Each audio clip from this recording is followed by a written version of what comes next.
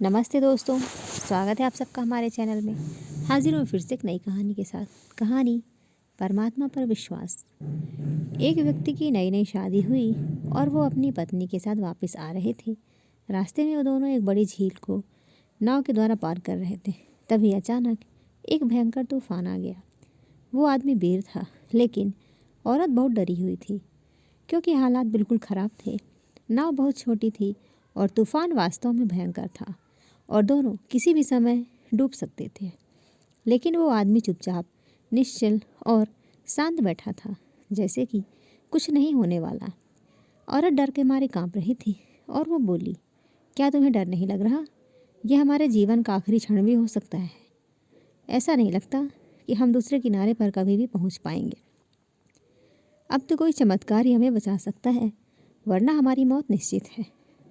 औरत फिर बोली, क्या तुम्हें बिल्कुल डर नहीं लग रहा?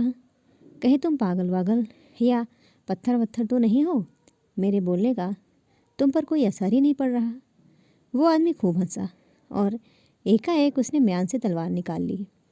औरत अब और परेशान हो गई कि वो क्या कर रहा था। तब वो उस तलवार को उस औरत की गर्दन के पास ले आया, इतना पास कि उसकी गर्दन और तलवार के बीच बिल्कुल कम फर्क बचा था, क्योंकि तलवार लगभग उसकी गर्दन को छू रही थी, लेकिन उसे मारने के विचार से नहीं। वो अपनी पत्नी से बोला, क्या तुम्हें डर लग रहा है? पत्नी खूब हंसी और बोली, जब तलवार तुम्हारे हाथ में है तो मुझे क्या डर है? मैं जानती हूँ कि तुम मुझे बहुत प्यार करते हो। उसने तलवार वापस म्यान में डाल दी और बोला कि यही मेरा जवाब है।